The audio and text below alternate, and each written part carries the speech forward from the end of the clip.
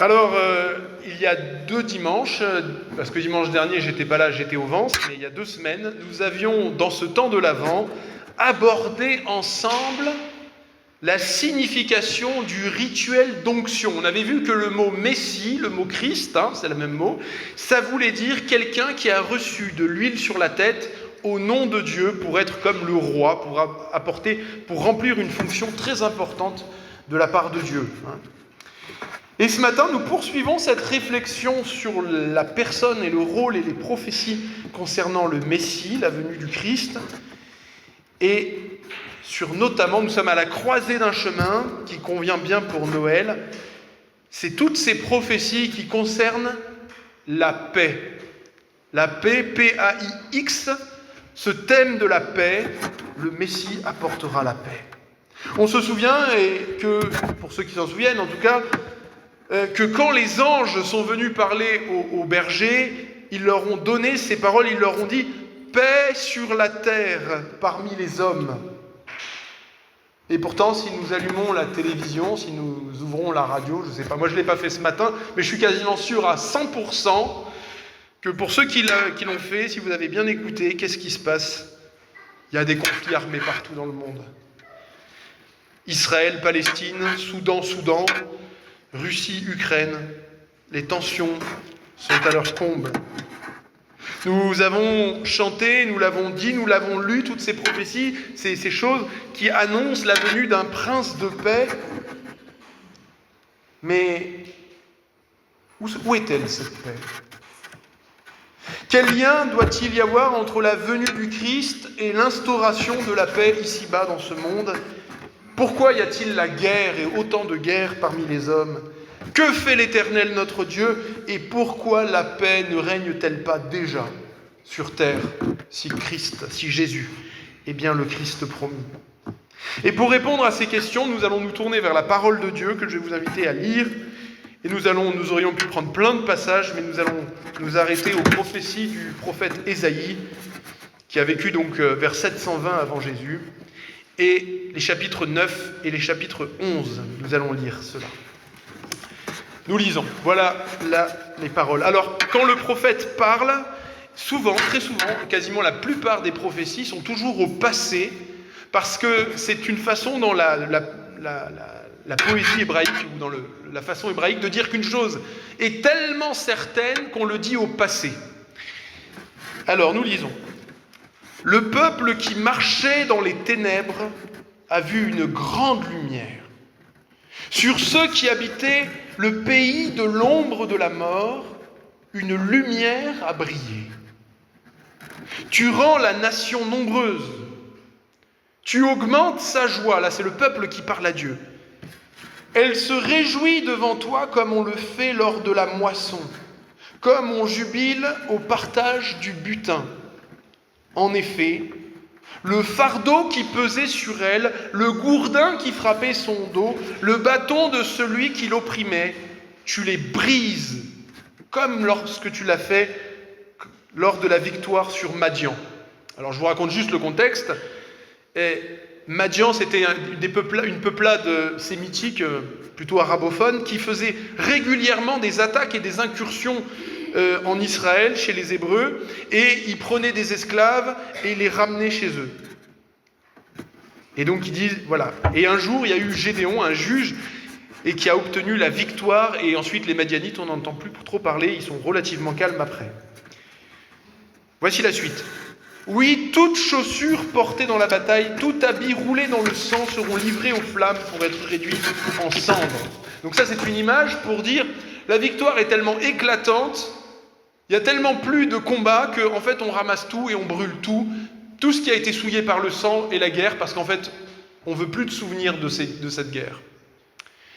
En effet, et voilà la raison de la paix, en effet un enfant nous est né, un fils nous a été donné.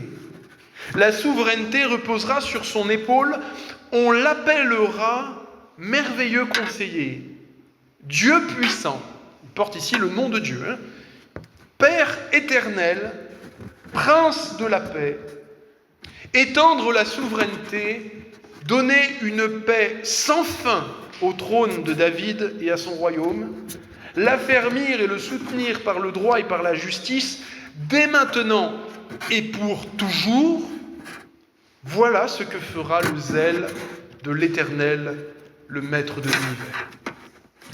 Et nous lisons 2 chapitres plus loin, « En effet, un rameau poussera de la souche d'Issaï. » Issaï, c'est le père du roi David. Donc c'est quelqu'un toujours pour parler de quelqu'un de la descendance de David. « Un rejeton de ses racines portera du fruit. L'esprit de l'Éternel reposera sur lui, esprit de sagesse et de discernement, esprit de conseil et de puissance, esprit de connaissance et de crainte ou de respect de l'Éternel. Il prendra plaisir dans la crainte de l'Éternel, il ne jugera pas sur l'apparence, il n'adressera pas de reproches sur la base d'un oui-dire. Au contraire, il jugera les faibles avec justice, il corrigera les malheureux de la terre avec droiture. Il frappera la terre par sa parole comme par un coup de bâton. Et par le souffle de ses lèvres, il fera mourir le méchant. Voilà jusque-là la lecture de la parole de Dieu. Alors, nous le fêtons, nous le célébrons, nous le disons, nous le chantons. Noël, c'est la naissance du Christ, du Messie. Et si Noël est si importante, c'est parce que nous célébrons la promesse, ou l'achèvement, ou l'avènement de la promesse du roi promu, qui est Jésus, et qui va ramener la paix selon les promesses de Dieu. Nous l'avons lu, cette paix, c'est pas n'importe quelle paix, Il sera prince de la paix, il étendra la souveraineté, il donnera une paix éternelle, sans fin, pour toujours, au trône de David et à son royaume. Et ça correspond à ce qu'on trouve dans les autres prophéties de la Bible, puisque notamment une des prophéties les plus connues, qui annonce le village même où allait naître Jésus, c'est le prophète Michée, qui a vécu 650 ans avant la venue du Christ, qui écrit ceci. « Et toi, petit village de Bethléem, toi qui n'es qu'une petite bourgade parmi les milliers de villes et de villages de Judée, de toi sortira pour moi celui qui régnera sur Israël, et c'est lui qui ramènera la paix. » Et ça, c'est pas sans poser quelques questions, surtout dans le contexte et dans les problèmes actuels, mais en fait, ça en a toujours posé. Quand j'étais encore jeune étudiant, il y a maintenant longtemps, le temps passe vite, et à cette époque, j'étais à Aix-en-Provence, je faisais des études en anthropologie de la croyance, de la religion, dans une faculté qui n'était pas chrétienne particulièrement, qui était complètement laïque. Et on a eu des cours de judaïsme. Et donc, pendant ces cours de judaïsme, nous avons eu un rabbin qui est venu, et on était une quinzaine d'étudiants, et il nous enseignait le judaïsme et nous expliquait le judaïsme. Et on s'est très vite liés d'amitié parce que moi j'étais fraîchement baptisé, je revenais à la foi après une adolescence un peu chaotique. Et ce rabbin, il me regardait avec beaucoup d'affection, mais en même temps un peu de pitié, et il me disait mais Jésus ne peut pas être le Messie, c'est pas possible. Et je lui disais, mais pourtant c'est clair. Et il me dit, non, c'est pas possible. Il ne peut pas être le Messie parce que regardez, depuis que le Messie, depuis que votre Christ, votre Jésus, celui que vous tenez pour le Messie est venu, rien n'a changé. Il y a toujours autant de guerres. Or, le Messie attendu est censé devenir le roi de toute la terre. Il est censé être un roi, même un roi potentiellement guerrier, qui va apporter la paix à toutes les nations du monde. Et il doit le faire tout de suite. Et en fait, quand on regarde dans le Nouveau Testament, on s'aperçoit que ce n'est pas une petite incompréhension, c'est une très grosse incompréhension qui a mené au fait que une grande partie, une majorité, pas tous, mais une bonne partie du peuple hébreu, était prêt à reconnaître Jésus comme Messie, mais quand ils l'ont vu crucifié et mort, ils ont dit, c'est pas lui, c'est sûr, ça peut pas être lui. Ils pensaient en effet que le Christ, le Messie, une des choses à laquelle on pourrait le reconnaître, c'est qu'il allait détruire les Romains. Il allait écraser les Romains, libérer le peuple hébreu et instaurer tout de suite, immédiatement, un règne de Dieu, une paix définitive. Mais Jésus n'a pas été un roi comme ceux. Et c'est vrai que quand on regarde ces prophéties, eh bien, il peut sembler en effet qu'il y ait une ambiguïté. On comprend la méprise. Nous avons vu et nous l'avons lu, d'un côté, Dieu annonce un enfant, un fils qui sera donné, un prince de la paix qui donnera la paix. Mais de l'autre, on trouve en effet un langage guerrier. Le Messie vient et sa venue est comme la victoire contre les Madianites. Il est question d'une victoire. Et nous voyons aussi que le Messie sera comme un juge qui va frapper la terre par sa parole. Et il va même faire mourir le méchant par la parole de ses lèvres. Et on trouve encore dans tout l'Ancien Testament des images guerrières du Messie. Le psaume 120 dit, parlant du Messie, « L'Éternel est à ta droite, il écrase des rois le jour de sa colère, il exerce la justice parmi les nations. La terre sera remplie de cadavres. » Nous retrouvons cela dans le psaume 2 que nous avions chanté il y a quelque temps. Tu les briseras, parlant du Messie, tu les briseras avec un bâton en fer. Tu les briseras comme on brise le vase d'un potier. Alors, comment comprendre tous ces textes et comment comprendre cette ambiguïté ? Quel lien y a-t-il entre la venue du Christ et l'instauration de cette paix, ici-bas sur terre ? Mais la première chose qu'il nous faut absolument comprendre, c'est que quand Dieu nous parle de paix, quand la Bible nous parle de paix, elle nous parle de quelque chose de beaucoup plus profond que juste une absence de conflit et de guerre. Parce qu'une absence de conflit et de guerre, si c'est pour qu'on ait à couteau tiré et qu'on ne fait pas parce qu'en fait on a peur d'être puni, est-ce que vraiment c'est la paix ? Pas vraiment. Et même si on y réfléchit bien, est-ce que le fait, par exemple, qu'on fait la guerre et puis on arrête de faire la guerre et qu'un jour on va refaire la guerre, est-ce qu'entre les deux guerres, est-ce qu'on a la paix ? Pas vraiment. Comment on appelle une période entre deux guerres ? On appelle ça éventuellement une trêve. Mais ce n'est pas la paix. La paix, elle est là quand il y a absence totale de raison d'être en guerre. Quand il n'y a plus de conflit, même dans le cœur. Et ce que la Bible nous enseigne, c'est que la paix, c'est l'état normal des choses.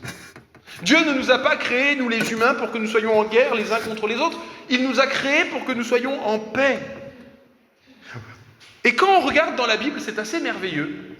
La Bible commence dans la paix et elle finit dans la paix. Et alors c'est amusant, c'est drôle, je ne sais pas, c'est un hasard de Dieu, mais dans toute la Bible, on a la paix, les 2 premiers chapitres, dans le premier livre de la Genèse. Dès le chapitre 3, ça y est, c'est la catastrophe.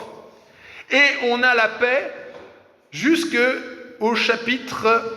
On a à nouveau la paix du chapitre 20 jusqu'au chapitre 22. Les 2 derniers chapitres de l'Apocalypse, le dernier livre de la Bible. Et au milieu, il y a la guerre. Toute la Bible est remplie de conflits, de guerres, de problèmes, de morts, Et on trouve en effet que la Bible commence en disant, au chapitre 3, « Quand les hommes ont désobéi à Dieu, Dieu fait la promesse qu'un enfant naîtra à une femme et que le diable, le serpent, sera écrasé. Et Dieu dit ceci, « Il y aura la guerre, il y aura l'hostilité entre ceux qui descendent du serpent, c'est-à-dire ceux qui descendent spirituellement du diable, et ceux qui descendent spirituellement de la femme, autrement dit de Ève et de sa foi. » Et à la fin de la Bible, au chapitre 20, nous trouvons de l'Apocalypse, le dernier livre, eh bien, le diable, le Satan, le serpent ancien, qui est appelé comme ça, eh bien, est vaincu définitivement par Jésus. Et ce que ça révèle, c'est que pour qu'il y ait une paix réelle, il faut que le mal cesse d'exister, qu'il n'y ait plus de mal. Quand le mal aura complètement disparu, alors nous serons en paix. Mais en attendant, la paix n'est pas possible. Et c'est pourquoi tout au long de l'Écriture, nous voyons très vite, il y a le meurtre d'Abel par Caïn, puis il y a les guerres à l'époque d'Abraham, il y a les guerres à l'époque de Moïse, il y a les guerres de conquête de Canaan sous Josué, il y a les attaques dont j'ai parlé, les Madianites, les Philistins, les guerres de défense des rois d'Israël, Saül, David et tant d'autres, puis les guerres civiles que les Hébreux vont se mener les uns contre les autres, les défaites, les déportations par les Babyloniens, les Assyriens, jusqu'à la situation de domination romaine quand nous commençons à lire dans le Nouveau Testament. Et puis là encore, quand Jésus arrive, qu'est-ce qu'il dit ? Il parle de bruit de guerre et de révolte. Jésus a prévenu, il a dit « Vous entendrez parler de guerre et de bruit de guerre, mais gardez-vous d'être troublés. » Ah ça c'est intéressant. Gardez-vous d'être troublés car il faut que ces choses arrivent, mais ça ne sera pas encore la fin. Autrement dit, Jésus nous dit « Je sais que vous attendiez qu'il n'y ait plus de guerre à cause de ma venue. Mais gardez-vous d'être troublés parce qu'il y aura encore des conflits et des guerres et ça ne sera pas encore la fin, il y en aura encore beaucoup. » Pourquoi ? Parce que la guerre est inséparable de la réalité du monde et d'un monde qui est en révolte contre Dieu. Nous en avons déjà parlé plusieurs fois, vous le savez, le problème de l'humanité, c'est qu'elle veut être son propre Dieu. Et des humains qui veulent être leur propre Dieu, même sous des atours de religion, on en a beaucoup parlé, eh bien, ça ne peut pas faire la paix. C'est des fois, on a de la question de la guerre une vision naïve ou complotiste, je les mets un peu les deux dans le même sac. Il y a les naïfs qui disent « si on n'avait pas d'armes, on n'aurait pas de guerre. Il suffit qu'il n'y ait plus d'armes. » Sauf qu'en fait, évidemment, il suffit que quelqu'un prenne une arme et hop, on est mort. Donc ça ne marche pas. Et puis il y a les complotistes, ceux qui pensent que s'il y a de la guerre, ce n'est pas à cause du cœur de tous les êtres humains, nous tous qui sommes ici dans cette salle. Non, c'est à cause de quelques-uns. C'est ceux qui sont tout en haut. Eux, ils sont méchants, eux, ils veulent les guerres, mais les gens en bas, ils ne les veulent jamais. Mes frères et sœurs, si nous étions en haut, si nous dirigions, je ne suis pas sûr qu'il y aurait tellement moins de guerres. Le problème, ce n'est pas les politiques, le problème, ce n'est pas les rois, c'est le cœur de chaque homme, de chaque femme. Il y a des guerres pour exactement la même raison qu'il y a des cambriolages, qu'il y a des vols, qu'il y a des agressions, qu'il y a des querelles de voisinage, qu'il y a de l'insécurité, qu'il y a des disputes de couple, qu'il y a des mésententes entre des frères et sœurs. C'est fondamentalement la même chose. Parce que chacun décide dans son cœur d'agir comme il l'entend, sans se soucier de la vérité, sans se soucier de l'amour, sans se soucier de ce qu'a dit Dieu, sans prendre en compte la volonté, la vérité, l'amour de Dieu. Alors les gens disent, mais comment est-il possible qu'il y ait encore des guerres ? On est en 2025. Eh oui, tant que le cœur de l'homme, tant que le mal qui habite le cœur de l'homme n'est pas déraciné, il y aura toujours des guerres. D'ailleurs, le Nouveau Testament le dit, l'apôtre Jacques parle même des conflits dans les églises. D'où viennent les conflits, d'où viennent les luttes parmi vous, dit Jacques, le frère du Seigneur. N'est-ce pas à cause de vos passions qui luttent et qui combattent dans vos membres ? Vous désirez obtenir, mais vous ne possédez pas. Alors vous devenez meurtrier. Vous êtes jaloux et vous ne pouvez rien obtenir et vous avez des luttes et des conflits. Et ça, c'est vrai, ça représente un scandale. Il y a dans le cœur de l'homme à la fois une grande soif de paix, parce qu'on a été créé pour la paix, on aspire à la paix, mais en même temps nous sommes incapables de même maintenir la paix dans nos propres foyers le plus souvent.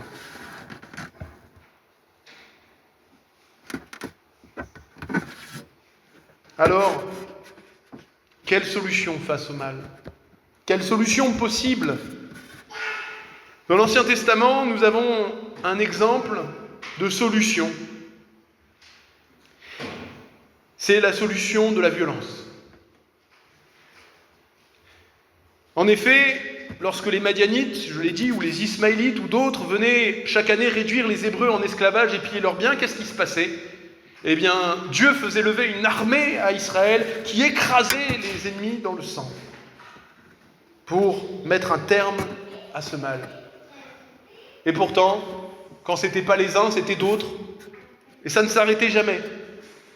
Et pourtant, Dieu a quand même voulu, il a approuvé, il faut le dire, une violence légitime pour punir le mal, pour le restreindre du moins. Il est écrit dans l'Épître aux Romains, c'est l'apôtre Paul qui le dit, il écrit « Le magistrat et le serviteur de Dieu pour ton bien.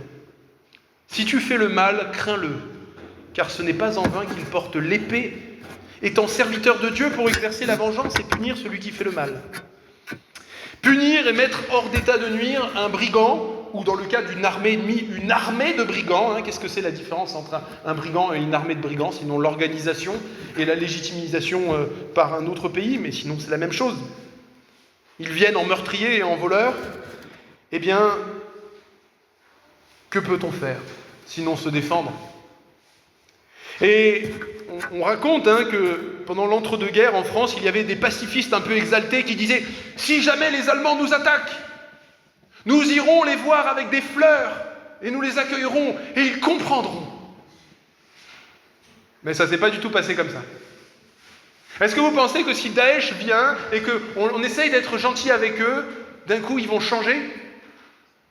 Non, ça ne va pas se passer comme ça.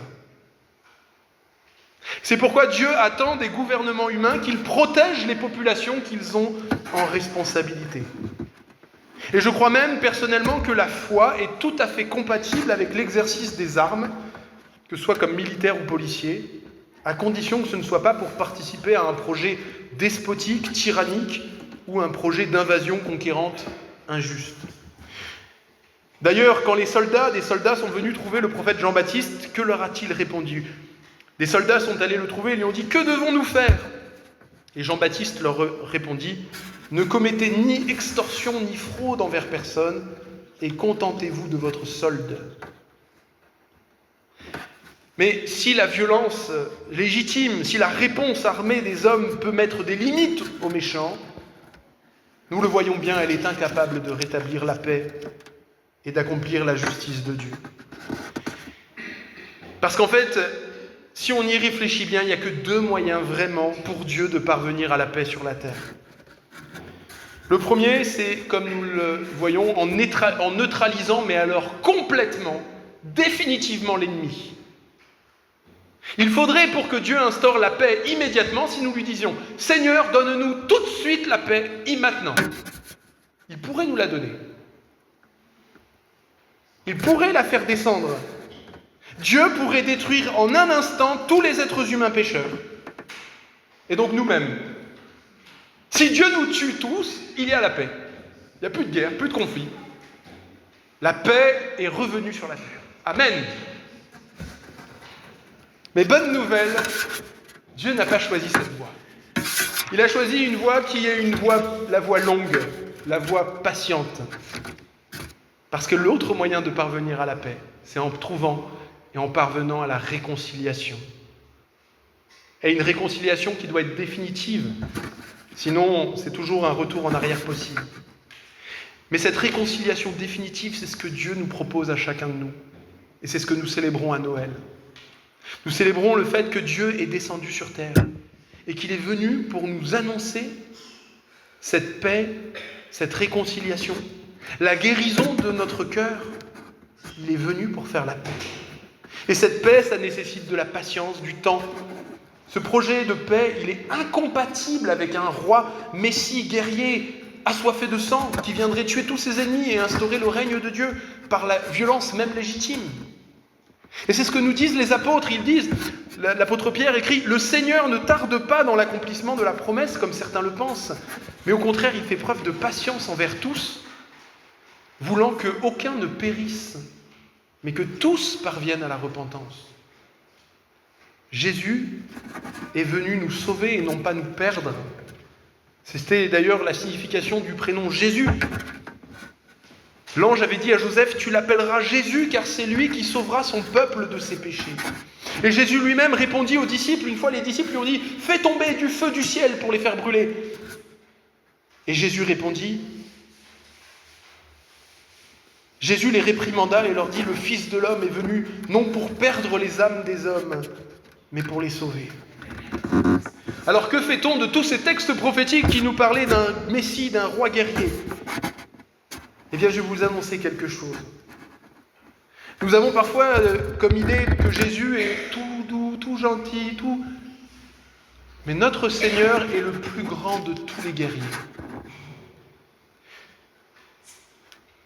Jésus, qui va même aller jusqu'à refuser que ses disciples le défendent avec leurs armes, est l'Éternel des armées. Il est le roi de gloire, décrit dans la Bible comme le plus puissant dans les combats. Il est un héros qui sauve. Et la Bible nous dit qu'il y aura un temps où la patience de Dieu sera épuisée et où le Seigneur reviendra avec tous ses saints anges, et cette fois-ci, il détruira au temps de sa patience, quand il aura terminé sa patience, il détruira le mal et il établira le règne définitif pour exercer la justice de Dieu sur les anges déchus et sur cette humanité rebelle. Alors sera réalisé ce vœu de la prière du Notre Père que nous prions, que ton règne vienne. Mais je voudrais vous éclairer, éclairer votre attention sur le fait que même lors de sa première venue, Jésus était déjà venu comme un guerrier. Il y a des créatures bien plus puissantes que les hommes, qu'on appelle des anges. Et une partie des anges s'est révoltée contre Dieu. Si un ange apparaissait au milieu de cette pièce, nous serions tous tétanisés de peur, et même peut-être on en aurait plusieurs d'entre nous qui auraient des problèmes cardiaques, on partirait déjà. Ce sont des créatures tellement puissantes, avec une telle présence, avec une telle force, qu'aucun être humain ne peut lutter contre un ange. On n'a aucun moyen de vaincre un ange. Et dans tout l'Ancien Testament, les anges déchus, qu'on appelle les démons, eh bien, il n'y avait rien pour s'opposer à eux. David pouvait juste faire de la musique sur sa lyre pour apaiser un petit peu Saül qui était tourmenté par un esprit mauvais. Mais voilà que Jésus arrive et en un mot, en une parole, paf, il chasse le démon. Il suffit qu'il dise à un démon « tu sors » et le démon, tremblant de peur, disparaît. Et Jésus va dire cela. Comment quelqu'un peut-il entrer dans la maison d'un homme puissant, d'un homme fort, et piller ses biens s'il n'a pas d'abord attaché cet homme fort ? Alors seulement il pillera sa maison. Et si c'est par l'Esprit de Dieu que je chasse les démons, alors cela signifie que le royaume de Dieu, c'est-à-dire la venue du Messie, est venu jusqu'à vous.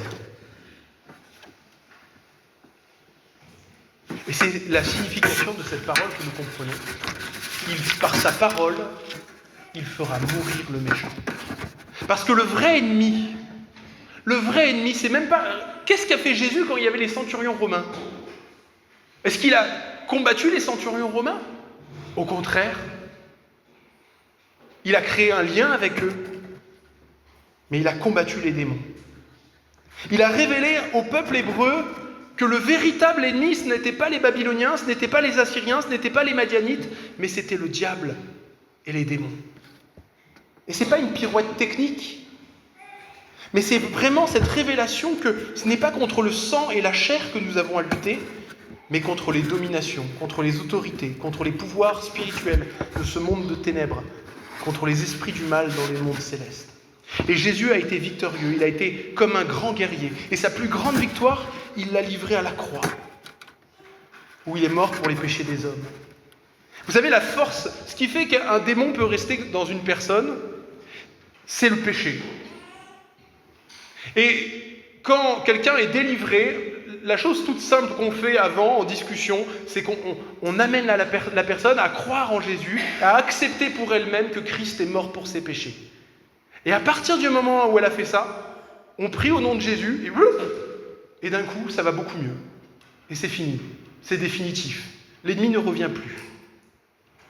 Et ça, c'est possible parce que, comme le dit l'Écriture, le Christ a dépouillé les dominations, les autorités des ténèbres, et les a donnés publiquement en spectacle.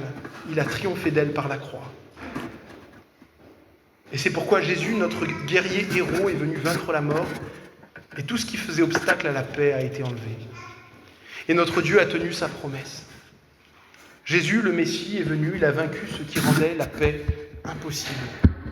Et nous vivons donc dans ce temps particulier de la patience de Dieu. Le combat décisif est remporté. La paix finale et universelle que Dieu nous a promis, elle est encore à venir. Mais elle a déjà commencé dans nos cœurs et dans notre relation avec Dieu. Parce que Jésus a vaincu le péché, la mort et les puissances des ténèbres. Il nous a donné la paix qui est le fruit de l'Esprit. Et c'est dans ce sens que Jésus nous a dit « Je vous laisse la paix, je vous donne ma paix. Je ne vous la donne pas comme le monde la donne. Que votre cœur ne se trouble pas et ne se laisse pas effrayer. » Alors, s'il est au possible, tant que cela dépende de chacun d'entre nous, comme le dit l'apôtre Paul, soyons tous en paix, chacun, avec tous les hommes. Que la paix de Christ à laquelle vous avez été appelés pour former un seul corps règne dans vos cœurs. Amen.